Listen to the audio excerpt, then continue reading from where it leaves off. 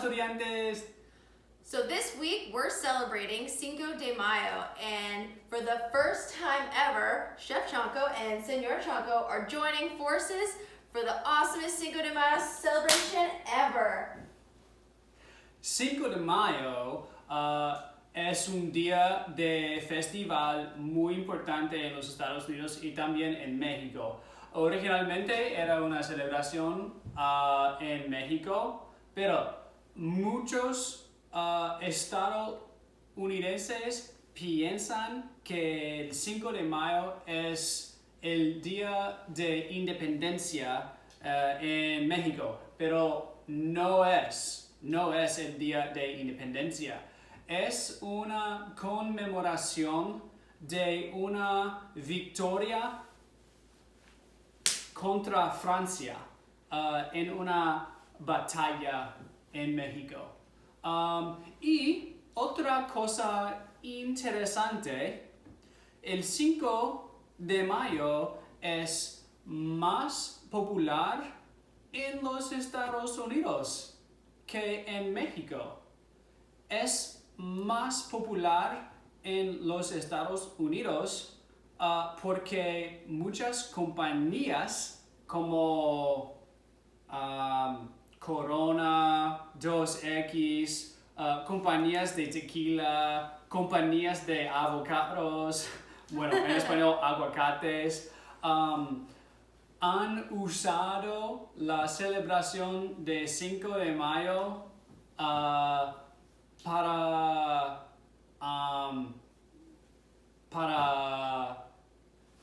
vender sus productos. Entonces, es un poco extraño que el 5 de mayo es más importante y más popular en los Estados Unidos. Y este video va a explicar un poco más. Cinco de Mayo in English means the 5th of May. That's the day in 1862 when the Mexican army won a surprising victory over the French at the Battle of Puebla. They were outnumbered nearly 2-1. Many people think Cinco de Mayo celebrates Mexican independence, but that's not actually true. Mexico had been independent from Spain since 1810, but was unable to pay its debts to Europe. France saw an opportunity to move in and claim territory. 6,000 French troops set out to attack Puebla, a small town in eastern Mexico. But an underdog force of about 2,000 loyal Mexicans defeated them. Their heroism was a source of great pride for the people of Mexico. Today, Cinco de Mayo is celebrated more in the U.S. than it is in Mexico, especially in areas with large Mexican-American populations, like Los Angeles and Chicago. It is celebrated with Mexican food, mariachi music, dancing, and other special customs. Cinco de Mayo honors the strength and courage of the Mexican people at the Battle of Puebla, and a victory that seemed impossible. So to celebrate Cinco de Mayo, Senor Chonko and I are going to make tortas. And tortas are Mexican sandwiches. They have a very specific type of bread, and we're going to do some of our favorite fillings. So we're going to make that bread today. We're going to make a pork filling called Cochinita Pibil. We're going to make a salsa called salsa verde. And we're going to pickle onions. And at the end, we're going to show you how to put it all together and just how we're going to celebrate this awesome holiday. And throughout the video, Chef Chonko is going to speak in English, and I'm going to speak certain portions, explain things in Spanish. So Chef Chonko's students can benefit from the culinary experience, and my students can benefit from the language experience. And bakers, don't worry, when he's speaking in Spanish, there's going to be action, so you should be able to follow along really well. Hope you enjoy. It's time to make the teleras. So teleras are a Mexican bun that are really awesome. They're really crispy and have like this awesome crust on the outside, but then on the inside they're really, really soft. So it's kind of like hamburger bun meets French crusty bread. So they're really, really awesome. They're great for sandwiches like this. They offer a lot of texture. So the first thing we're gonna do is we're gonna bloom our yeast. Yeast is a living organism. It's a fungus.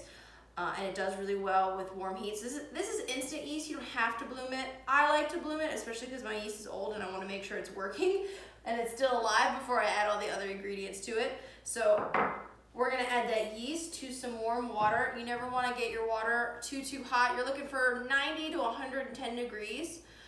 Any hotter than that, you're actually gonna start to kill your yeast. So yeast does best in warm environments, but hot environments will kill it. It'll all start to die at 120 and will completely die at 140. Entonces, este proceso es muy básico, es fácil. Solo se pone el levador dentro del agua caliente. ¿Cómo así? Y la levadura necesita 5 o 10. 10. 10 minutos para crecer. ¿Eso es todo? Tengo que mezclarlo.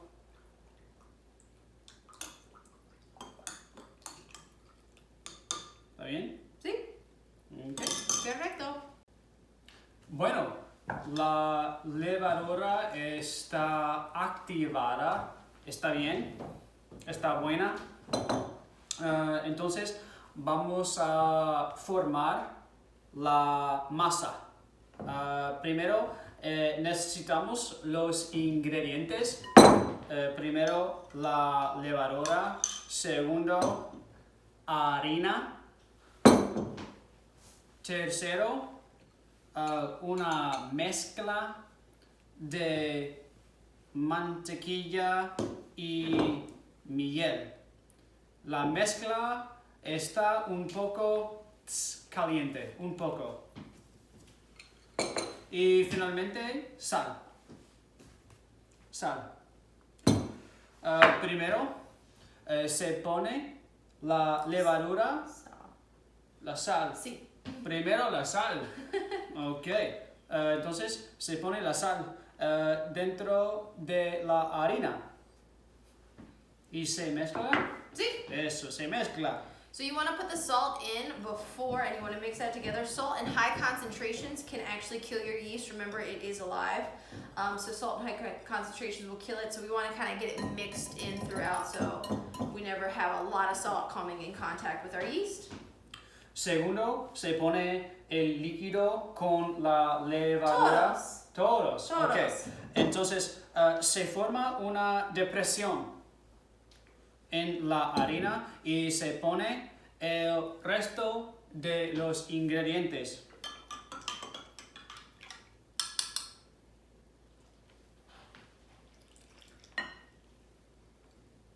La levadura y el agua. La miel y la mantequilla, la mezcla de mantequilla y miel.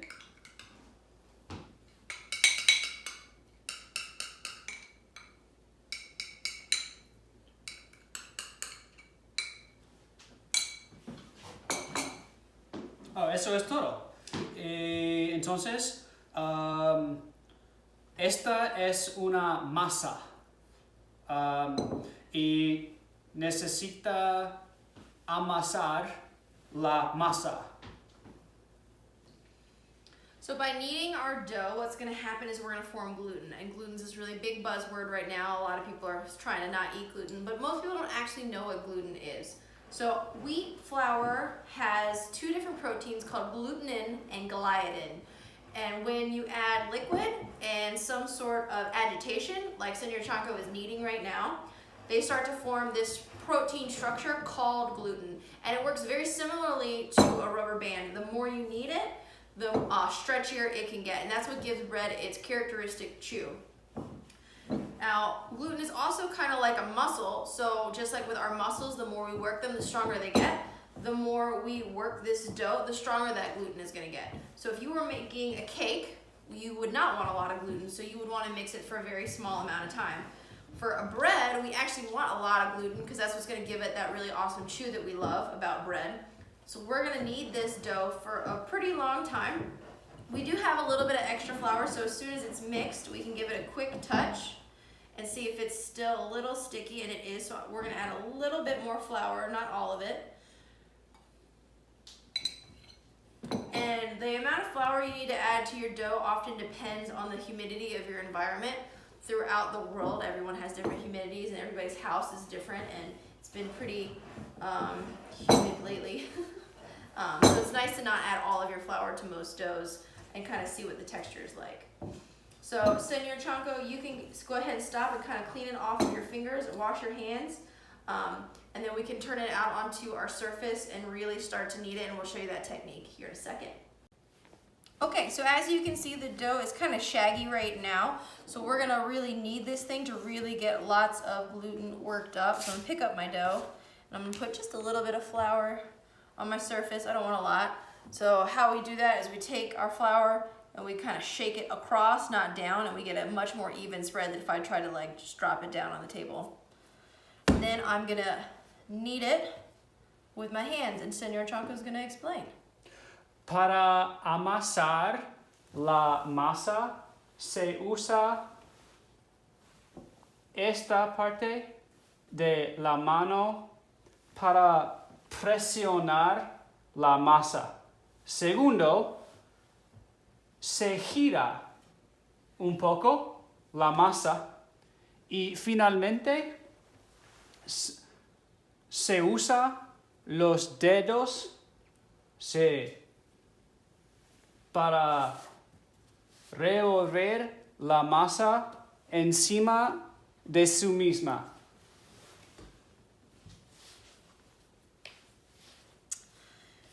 So this is a pretty long process to get the gluten that we need. So Senor Chonko and I are going to take turns kneading this until we have enough gluten formed. Bueno, ya pasamos más o menos 3 minutos amasando la masa y necesitamos saber si la masa está lista, está buena. Entonces, necesitamos chequear. Primero, se separa un poco de la masa, así.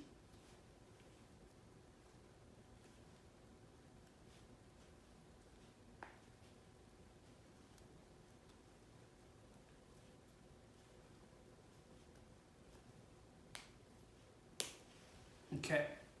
Entonces, se estira la masa muy suave.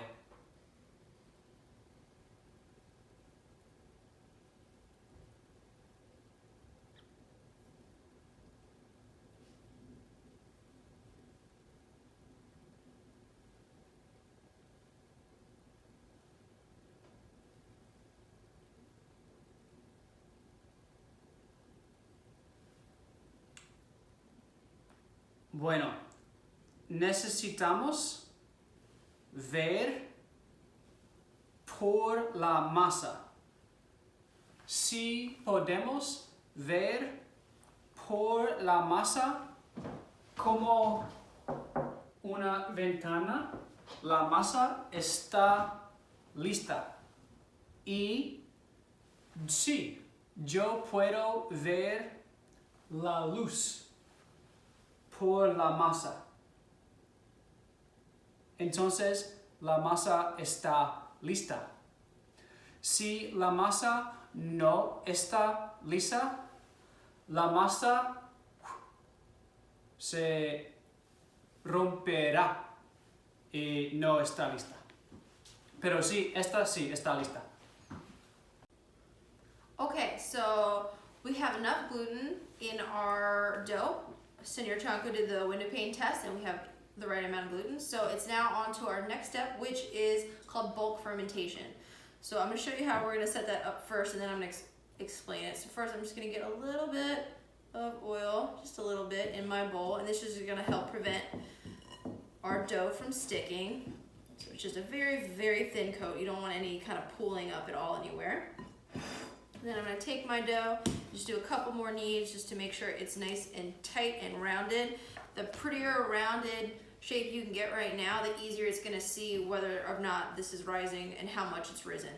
So I'm gonna take my pretty side and I'm gonna put it down first just to get a little oil on it, kind of twist it, then turn it upside down. And then I'm gonna cover it with a clean towel, otherwise it'll dry out. And I'm gonna let it sit until it's doubled in size. So what's happening over the next probably hour or so is we're doing what's called bulk fermentation. So fermentation is a process of yeast that's eating all the starches and sugars that are in our dough, and it's pooping out ethyl alcohol and carbon dioxide. So it gives us two things. The carbon dioxide is air, which gives us the kind of air pockets within our dough and gives us rise, and that's what's gonna make it grow. The ethyl alcohol is what's gonna give bread a little bit more complex flavor. So really, in most breads, you have flour, water, salt, and yeast. There's very little flavor in there. So this process helps give bread that characteristic flavor that we need. So this step is incredibly important. So we definitely wanna make sure we let it double in size. It's gonna go faster if you're in a warm environment. If you're kind of low on time, you can set your oven to 200 degrees. And then when it's at 200 degrees, turn it off and then put your bowl in there, and that'll create what my bakers know as kind of like a proof box, but a little bit simpler. It'll just go a little bit faster. Right now, we can't do that because we have Cochinita Pibil in the oven, so it's too high of an oven right now. So we're gonna let it sit on our countertop until it's doubled in size, and then we'll go from there. Okay, it's time to take a look and see how our bread is rising. Woo! And you see how it's gotten about double in size?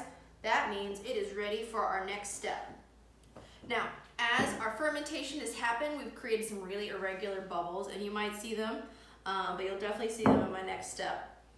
If we kept those in place, our final bread would have like giant holes and tiny holes, and it'd be very weird. Also, there's been a lot of carbon dioxide trapped inside this dough, and too much carbon dioxide can actually kill off our yeast, so we want to deflate it real quick. But we still have all that flavor that was developed from the ethyl alcohol. So how we deflate it is everyone's favorite part of bread baking, and that's punching the dough. Don't break your knuckles or anything, you're not punching it, but you definitely want to deflate the air. So you just take your fist and poop, and hopefully you can see how regular all those bubbles are. So there's a big one there, a tiny one, they're very weird shapes. So you're literally just gonna keep punching until you've got most of those irregular bubbles out. And then I'm gonna turn it off onto my table. And I don't wanna like knead it or anything. I don't wanna give any extra work to it because this has had a long time to rest. I talked about gluten being similar to muscles. It's the same way as our muscles are worked. They get tense. As we relax them, they loosen up. So our gluten is kind of relaxed right now, and I want that because I'm gonna kind of pre-shape it and then I'm gonna let it rest a little bit. So first I'm gonna split up my dough. If I was doing this in the industry, I would use a scale to measure it out. But I know most people at home don't have scales, so I'm just gonna make it kind of into one flat, even piece, and then I'm gonna do my best to cut it into even pieces. So I'm gonna I like to sometimes mark it first to make sure it's about half. I'm gonna go in half. And then for each half, this is where it gets tricky. So this recipe makes 10, and 10 is a very tricky thing to do. So I'm gonna try and eyeball what 5 should look like, and that was pretty terrible. And that's why I kind of like to mark it first. So instead of cutting it and then trying to piecemeal it back together, it's a little bit easier to do it this way.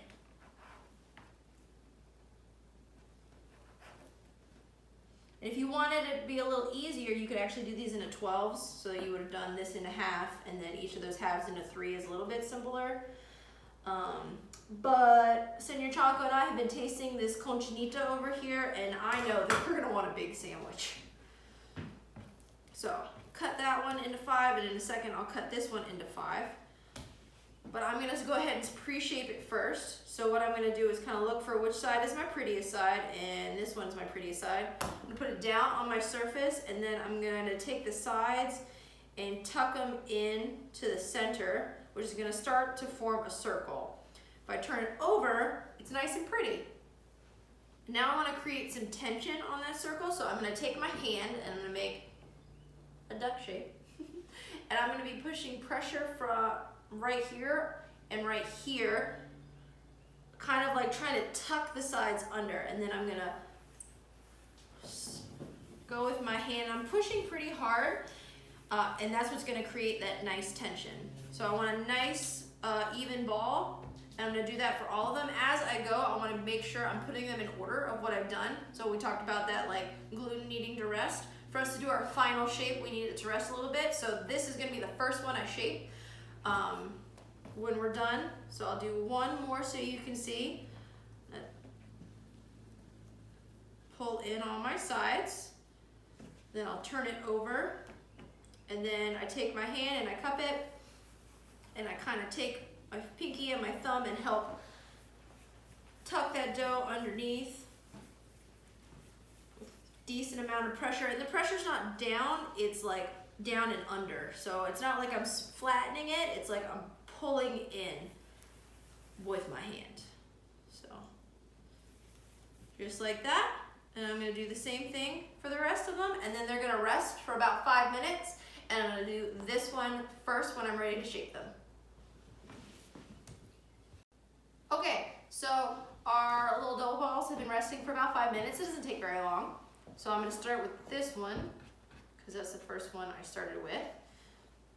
And the terera roll kind of looks like a football, so we want to taper it. So usually how I like to taper bread is kind of when I roll it, I roll with my hands at an angle, so the center stays fat and the edges get skinny. So the idea is that it looks like a football. So you can see my hands are not flat, they're kind of stretched out, and I'm pressing a little bit harder on the outside of my hands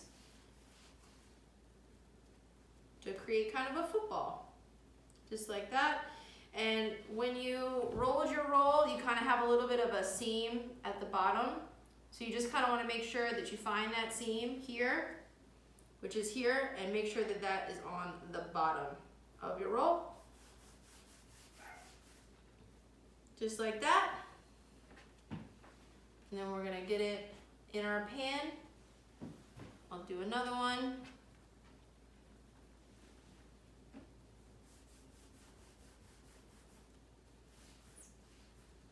Just like that.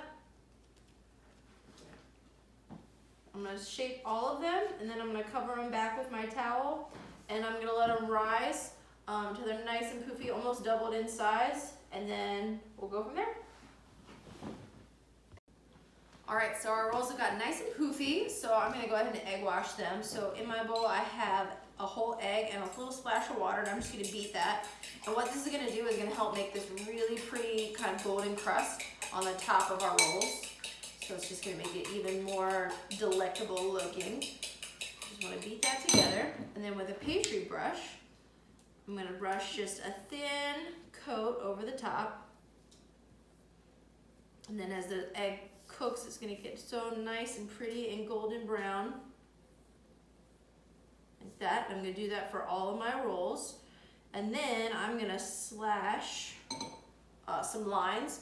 And traditional Teleras have 2 lines in them, so we'll see if I can do it just as good as people in Mexico can. So I'm gonna take a really sharp blade. So this is like an X-Acto blade that I've only used for cooking, not anything else, which is totally fine. If you don't have this at home, you could use a really sharp paring knife. A lot of times people will kind of grease it a little bit, kind of helps. But don't be scared, you kind of have to have some confidence and just do it. You don't really want to make tons of cuts because you're scared. So I always think the first cut is the scariest. You kind of get a feel for it after you've done a couple cuts. So I'm going to do 2 cuts the length of the roll. Just like that. I probably could have gone a little deeper. That's okay. Again, the first roll, you kind of get the feel for it.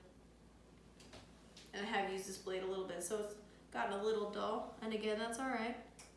Try this one.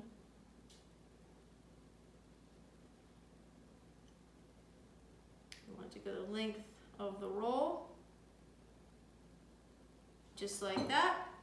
Once I've done this to all the rolls, they're gonna head into the oven. So we're gonna make the Cochinita Pibil. And Cochinita Pibil is this super delicious dish that we fell in love with when we were in the Yucatan.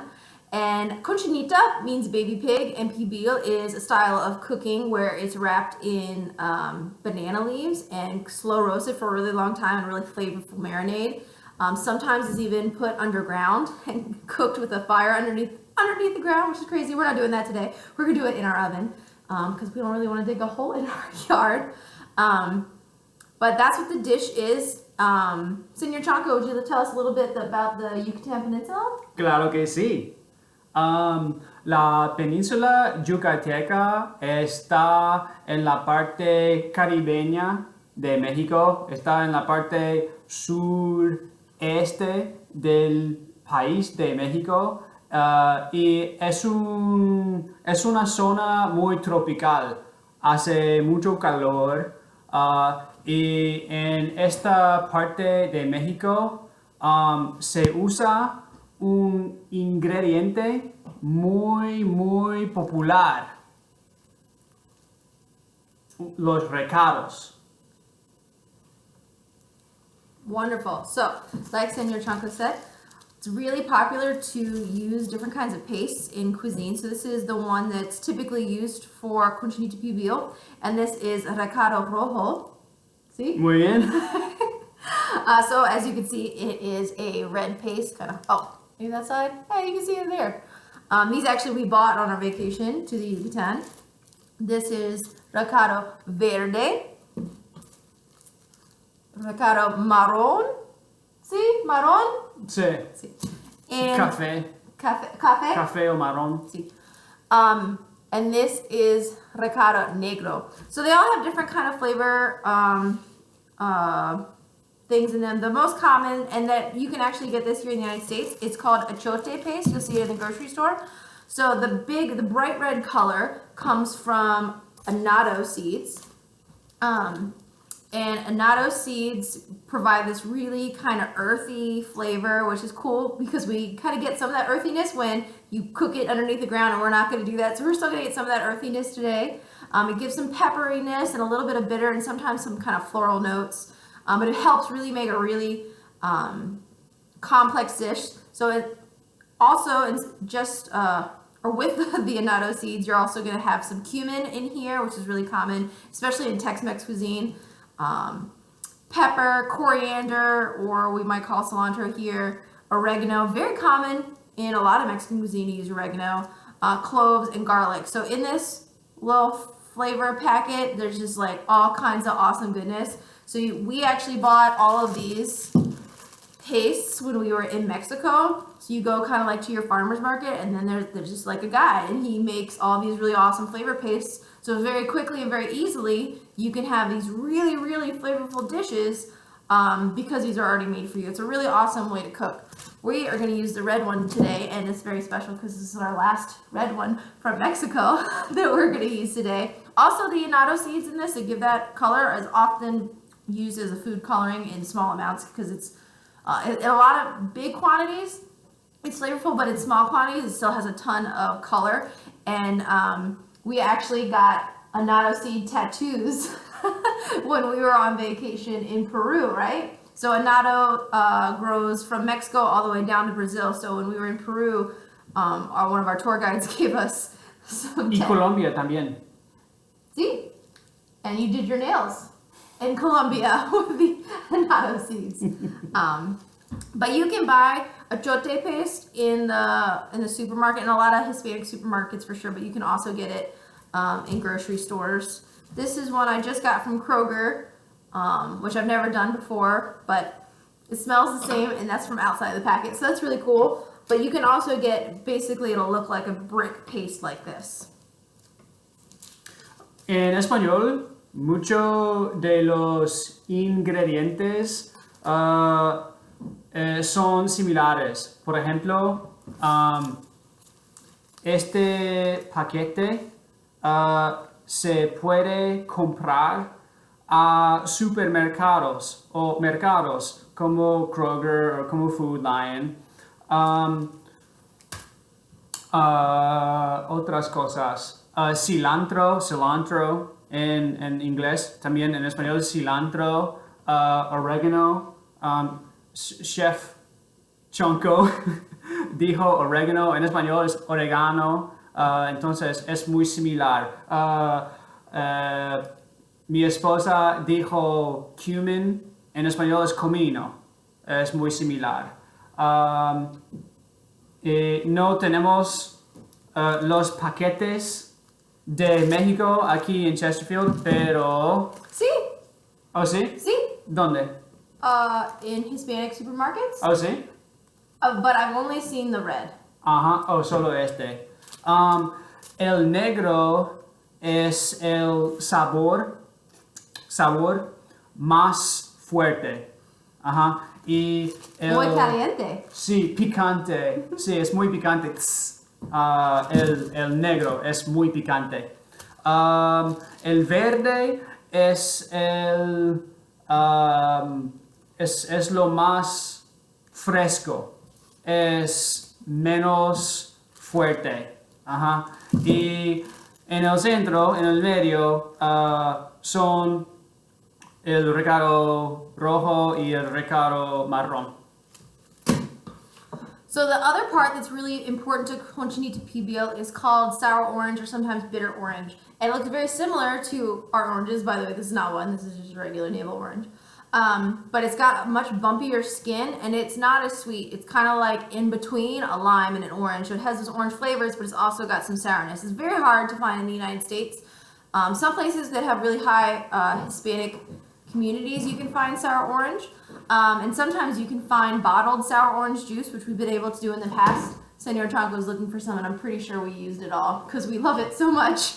But since we can't find it here, and right now we don't have any bottled version, we're gonna do a combination of orange and lime for our No lo tenemos, pero está bien.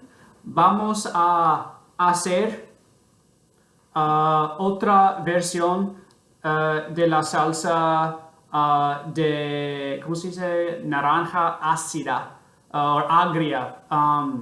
The sour, bitter orange is naranja. Agria is sour.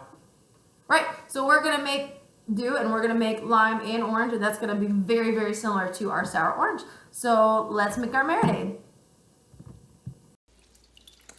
Okay, so we're almost finished juicing all of our citrus, but I wanted to show you the best way. So when you look at your citrus, you want to look for the stem end, and you want to go, when you cut it, you want to cut across. If you cut this way, there's going to be a lot of membranes fighting you, so you always want to cut it this way, and you're going to get the most juice out of it. Another thing that you can do is kind of roll it and press on it, and that's going to help you extract more juice from your citrus.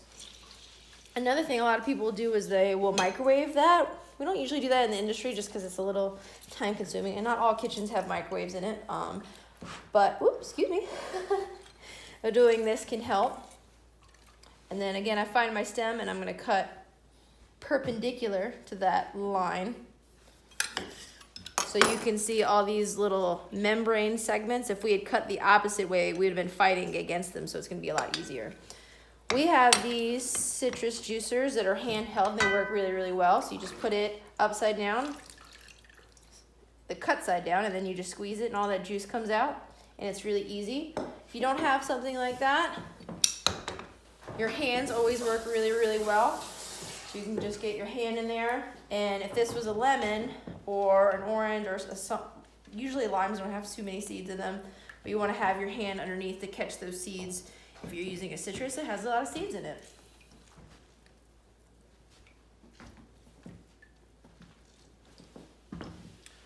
En español, la palabra para orange es naranja y el vocabulario para lime es limón.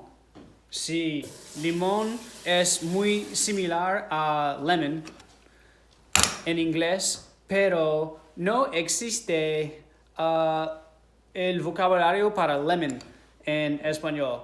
Solo se dice limón para este y para en inglés lemon. Entonces, la naranja se corta como así en dos partes. Y entonces, este no es muy grande. Entonces, voy a cortar la naranja en 4 partes.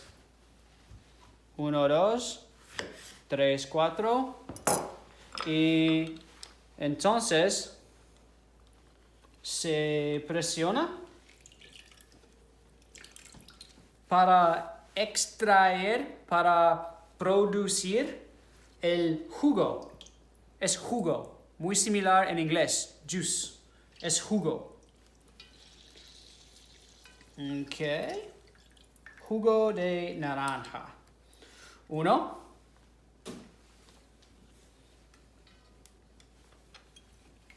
2. 3.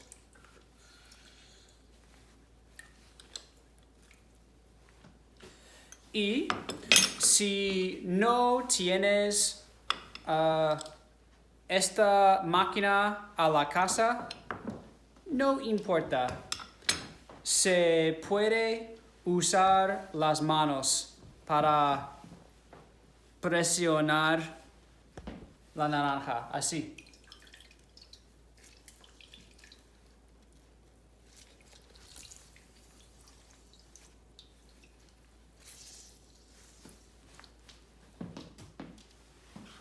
No es necesario tener esta máquina.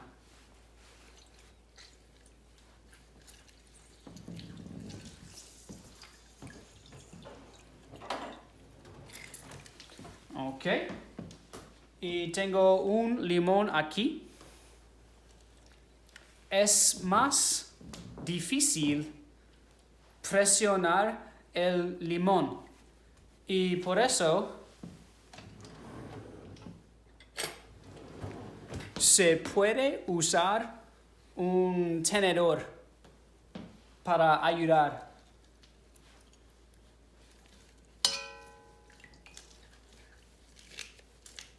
Así.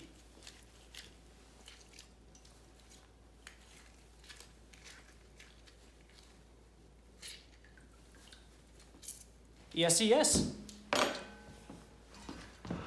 Tenemos mucho líquido ahora para la marinada. Marinada en inglés es muy similar, marinade. Muy bien. All right. So the last really important piece is going to be our paste. We're going to get that in there, and then we're also going to add some salt. So Senor Chonko, if you could add some salt, that would be great. Now I'm just going to... ¿Cuánto? Más. Más. Okay, está bien. So I'm just gonna break up this paste, and you can see how it changes the color pretty drastically to this really gorgeous red.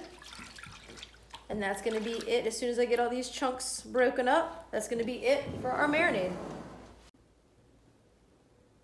Ok, vamos a continuar con el proceso.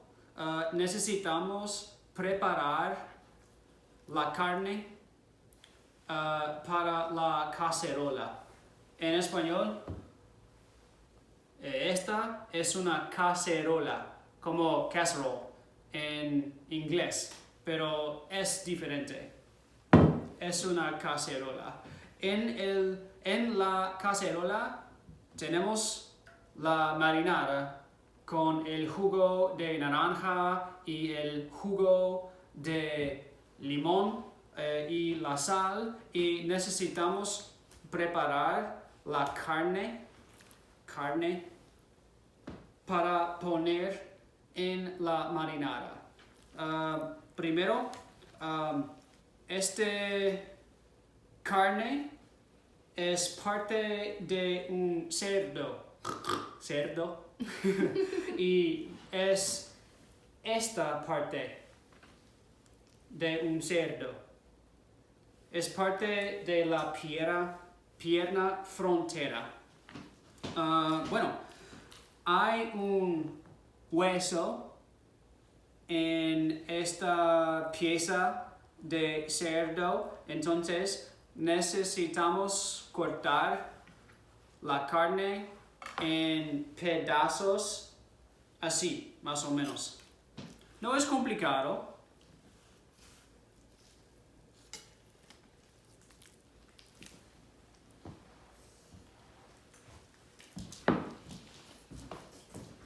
So what Senor Chonko is doing is he's gonna break down this pork roast into smaller pieces. So one, it'll cook a little bit faster for us, so we don't have to have our oven on for forever. And two, the marinade can work in a little bit faster. So he's gonna cut this up into 2-inch pieces. Yep, that looks good. Una pieza. Pieces, pieza. And he's gonna put it in the marinade. Very important when you're doing this to cut them to very close to equal size so that the cook is very, very even. If you have really big pieces and little small pieces, it's gonna take a lot longer for those small pieces. Sorry, the big pieces to cook.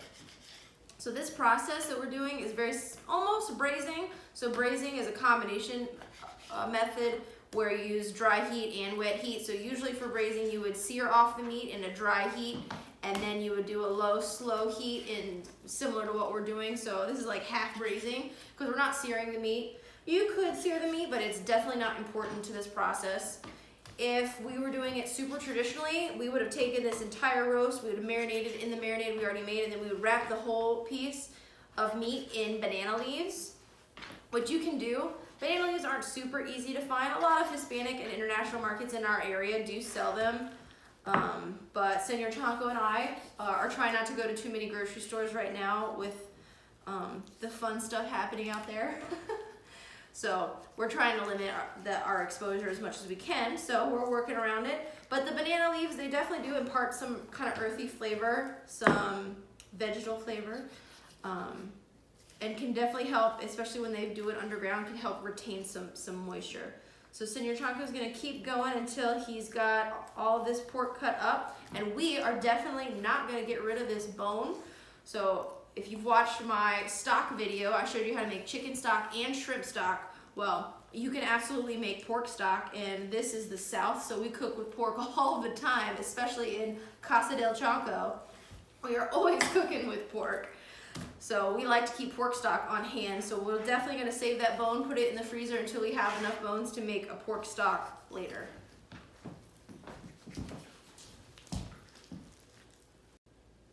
All right, thank you, Senor Chonko, for chopping up all our meat. So hopefully you can see it's already in there marinating.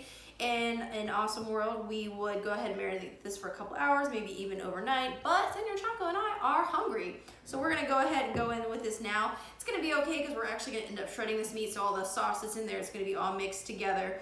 Whatever container you put this in is very important that it's oven safe because we're gonna pop this in the oven. So the base as well as the top and the handle need to be oven safe. That's something that people fall into a lot, is they think everything else is oven safe, but then the handle is not, and it melts, and that's no fun.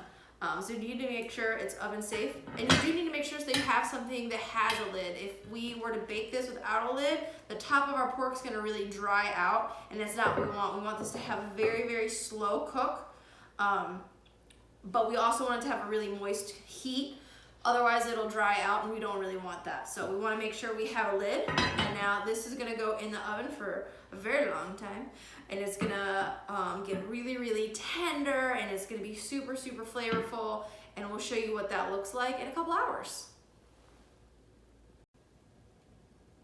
Okay, ya pasaron 2 horas más o menos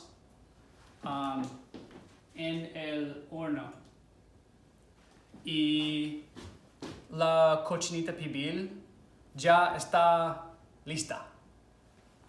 Pero para saber si está lista o necesita tiempo adicional,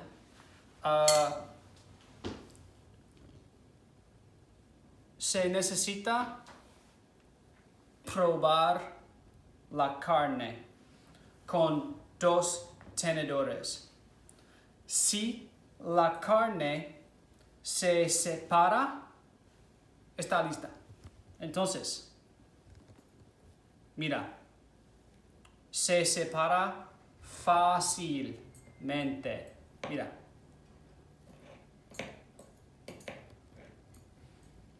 No hay resistencia. No. Se separa fácilmente. Otro.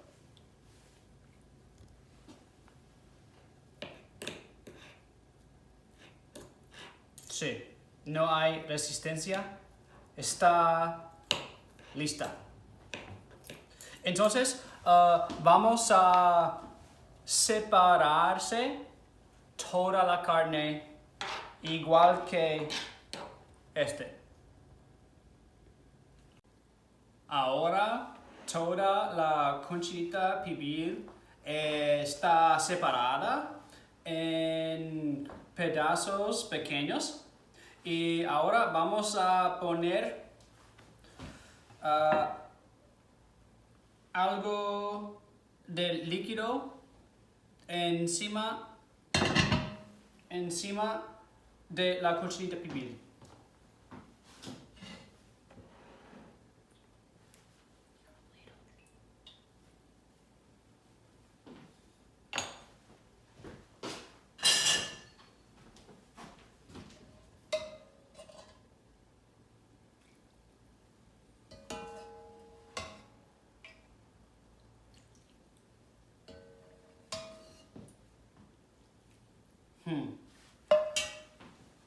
Y vamos a mezclar la Cochinita Pibil con la salsa. Sí. Este es suficiente. Hay salsa suficiente. Mira. Hay más líquido y vamos a usar este líquido después para el pan. Ahora vamos a preparar una cebolla para poner en la torta con la Cochinita Pibil. Ok. La cebolla no va a ser una cebolla normal. Ok, vamos a preparar una cebolla encurtida, a pickled onion. Las cebollas encurtidas son deliciosas. En los Estados Unidos, cebollas encurtidas no son muy populares.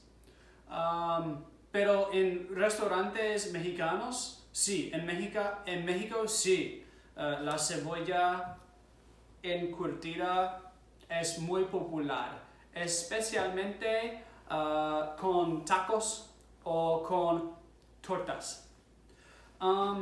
Aquí en Virginia, en los Estados Unidos, es más normal preparar un encurtido de pepino. Es lo más popular. Por ejemplo, un encurtido de pepino. ¿Sí? Se ve normal. Ajá. Entonces, un pepino encurtido se llama un pepinillo.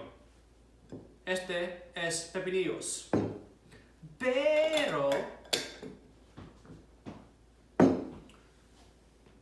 pepinillos es una preparación que se puede hacer con muchas otras comidas. Por ejemplo, la cebolla encurtida, zanahoria encurtida, pickled carrot, y hongos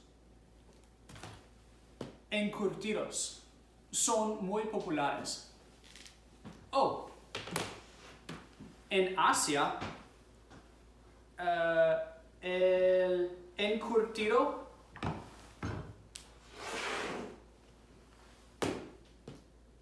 de jengibre es muy popular. Y aquí en los Estados Unidos, el encurtido de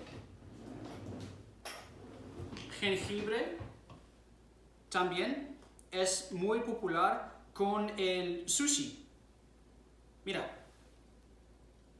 es la comida que se come con sushi. Está delicioso. Ok, entonces vamos a preparar la cebolla encurtida. Primero necesitamos vinagre. El vinagre es el ingrediente principal en todos los encurtidos. Es necesario. Entonces necesitamos una taza,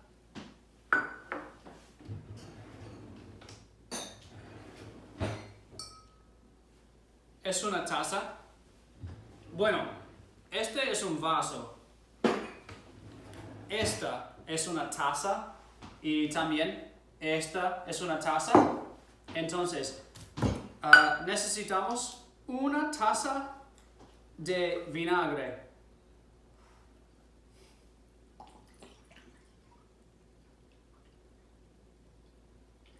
Muy bien.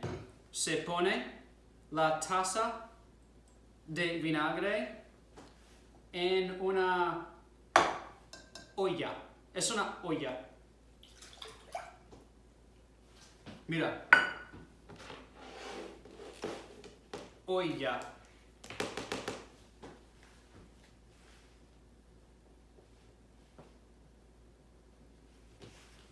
Olla.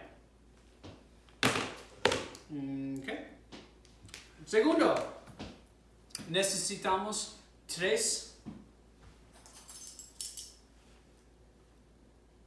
cucharadas de azúcar.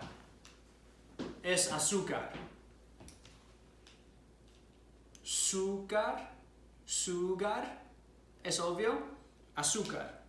1, 2, 3. Ok, luego necesitamos 1 cucharada y medio de sal. Este es sal. Ok. 1 cucharada, más o menos, y medio.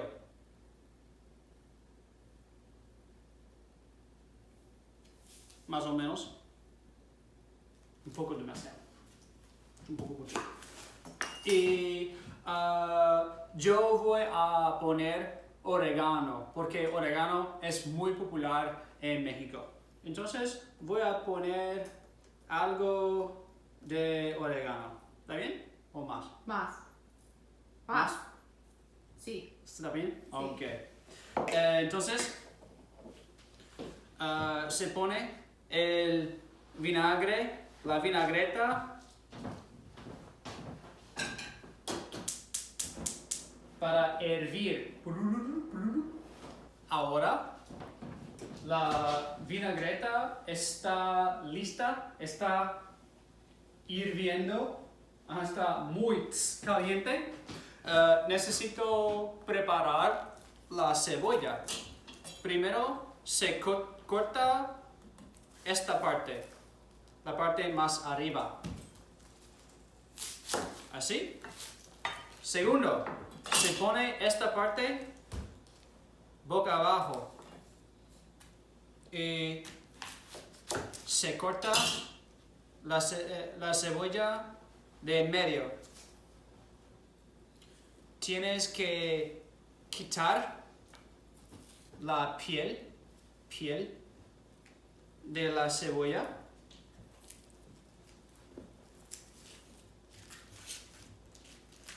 Uno.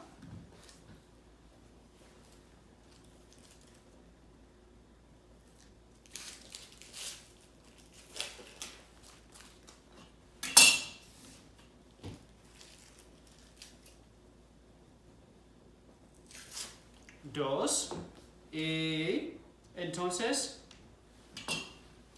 se corta la cebolla así para proteger los dedos. Se corta así.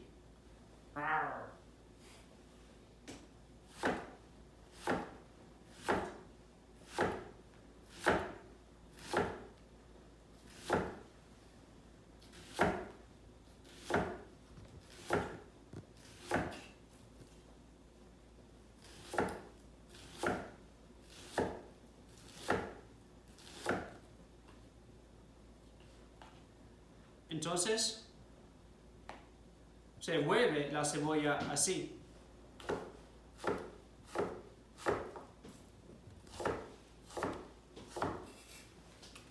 Uno.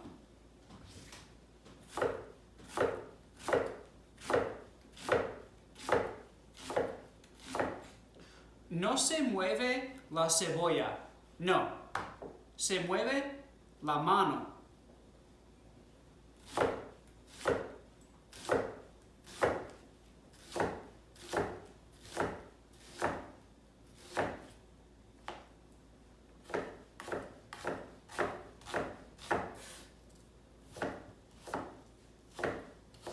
Ok, la cebolla está preparada, está cortada.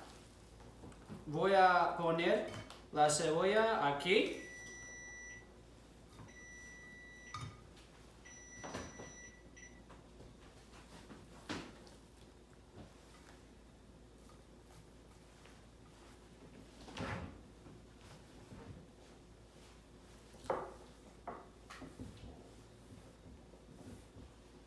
Y voy a poner la vinagreta dentro.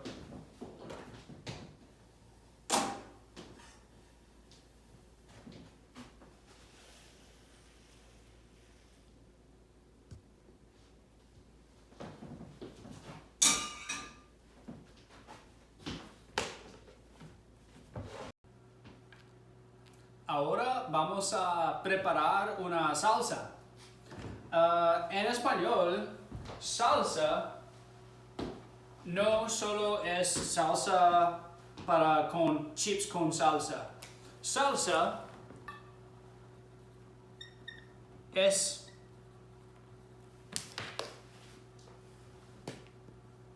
en general.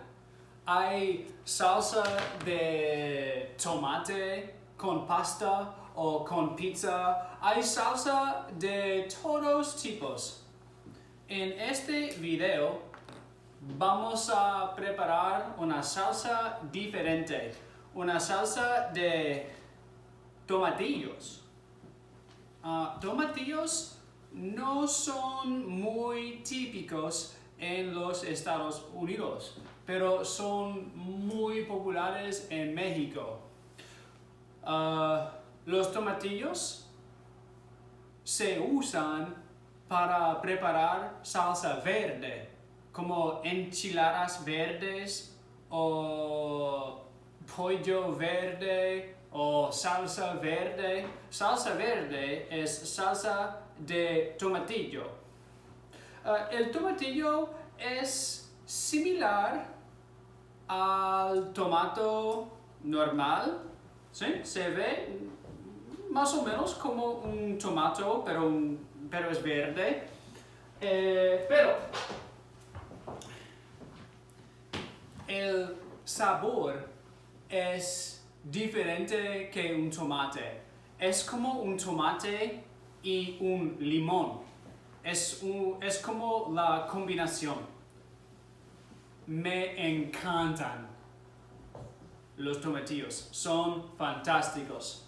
Bueno, primero necesitamos cocinar todos los ingredientes en el horno.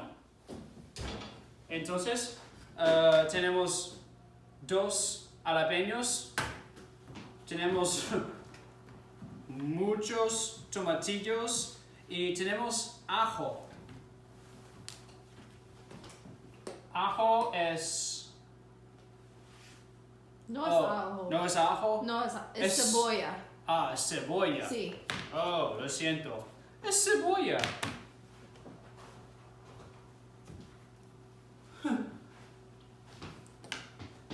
Este es una cebolla pequeña. Cebollita. Es una cebollita. Sí. Sí. No, cebollita es green onion. Es una cebolla, pero es una cebolla pequeña. Sí. Ok.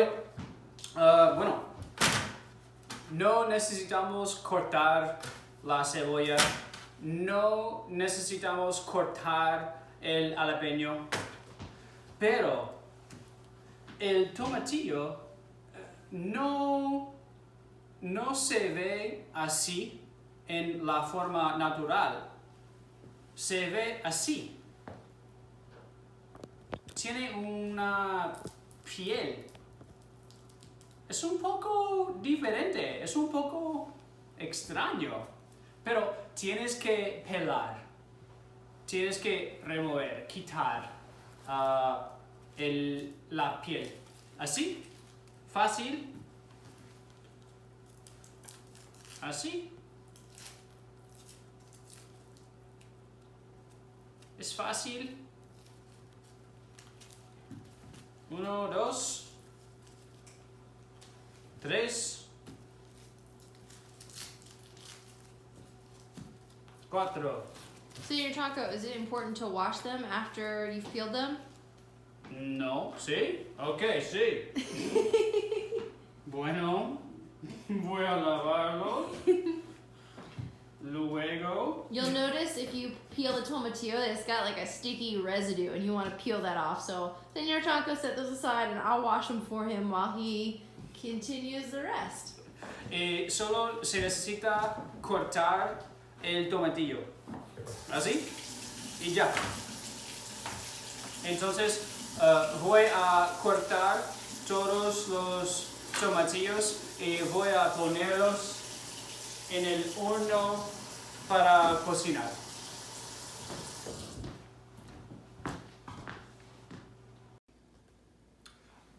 Yo corté todos los tomatillos y ahora es tiempo para poner un poco de aceite y sal. Ahora voy a mezclar el aceite y el sal, así, y todo va en el horno.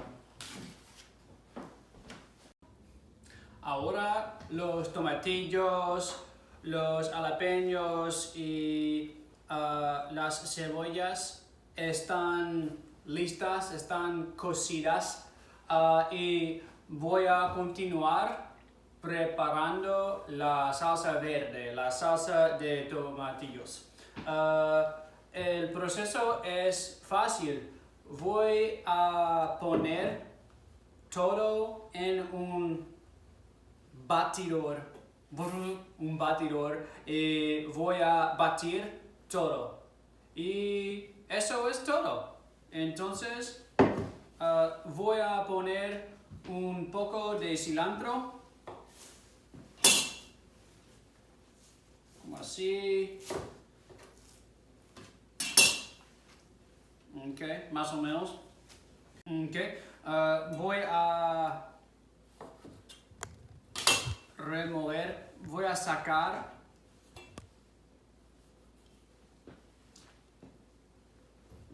las semillas del jalapeño porque las semillas son muy picantes. Okay. Entonces voy a quitarlas de los jalapeños. Así. If you like spicy, should you leave the seeds in? Sí, se puede usar las semillas también. Y no voy a poner el jalapeño final. Voy a probar la salsa primero. Okay. Voy a preparar la cebolla ahora. Voy a quitar el base. Y voy a cortarlo un poco.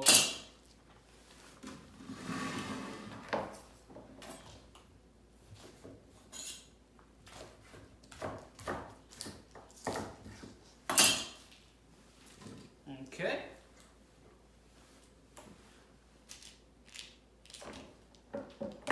Está un poco caliente.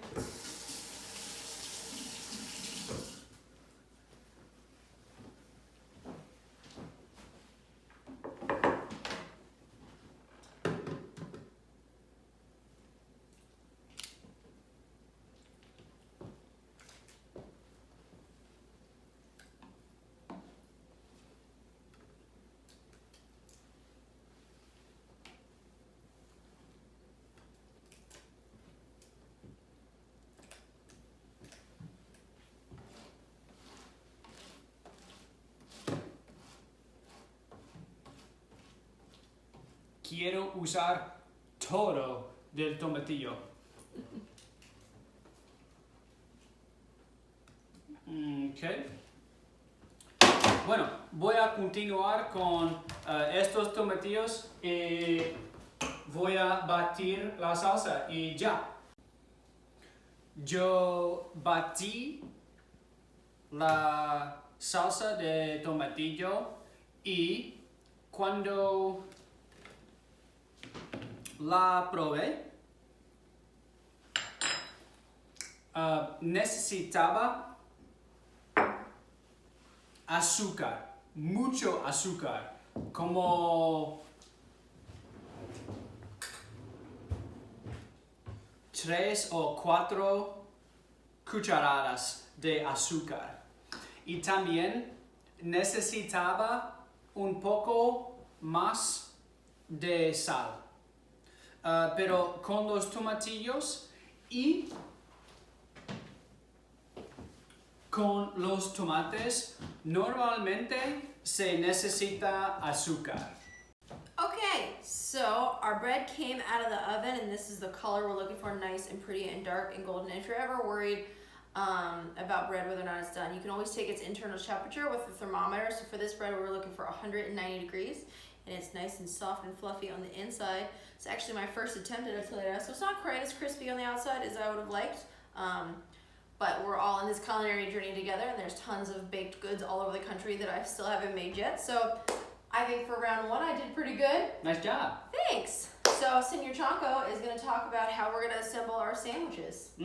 Para hacer la torta, primero es tradicional poner el pan dentro de la salsa. Me encanta esta parte de una torta. Entonces voy a poner el pan ahí. ¡Qué delicioso!, ¿no? Me encanta todo tipo de salsa. Ok. Es la primera. La segunda.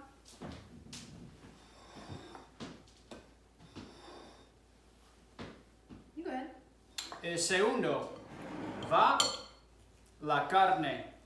Yo voy a poner la carne como así. Un poco más.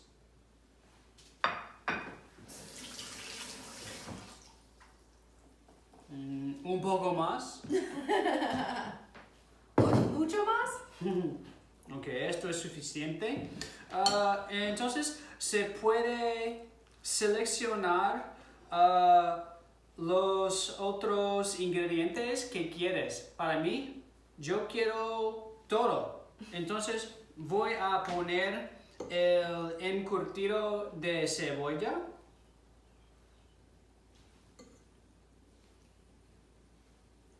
So bakers, these are the pickled onions that Senor Chonko made earlier. You can see they kind of changed in color, so I just want to make sure you know what those are.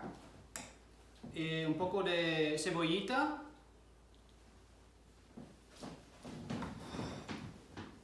Este en inglés se llama Radish. en español es muy similar, rábano. Es muy tradicional en México poner rábano en las tortas y también en los tacos. They have this really awesome fresh crunch, which is really nice, and they also have like this earthy spiciness that can be a really, really great addition to a lot of Mexican cuisine dishes.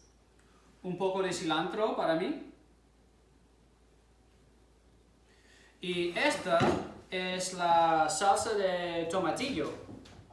Yo voy a poner un poco de la salsa de tomatillo también. Un poco más. Es un sándwich con mucha salsa. ¿También quieres algo? Oh no! Hey, you caught it! I'm gonna get a new spoon. Because I know my students know that it's not very food safe to have the handle inside of your food. Because you don't want what you've been touching to be touching your food.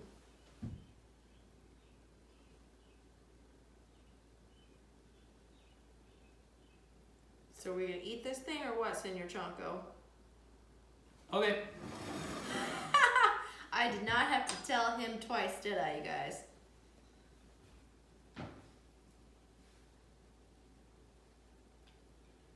In Latin American culture, I know this with tacos, but probably with sandwiches, you're not supposed to turn the taco, you're supposed to turn your head, right? So instead of turning your sandwich, maybe you turn your head? Pienso que es solo para los tacos. Only tacos? Fair enough. Let's dig in. 1, 2, 3. Salud.